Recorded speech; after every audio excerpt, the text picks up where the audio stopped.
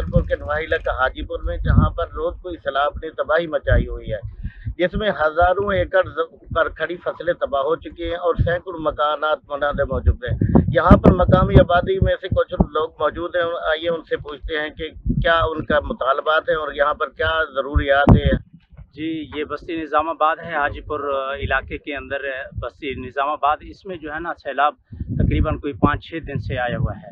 तो बस्ती इस वक्त बिल्कुल तबाही के आलम में है, लेकिन अल्हम्दुलिल्लाह अपने जो यहाँ के आदमी जो है ना अपने ज़ोर बाजू जो है ना इस बस्ती के बंद के ऊपर मेहनत कोशिश कर रहे हैं। तो यहाँ पे ज़रूरत जो है वो इस चीज़ की है, राशन की ज़रूरत है।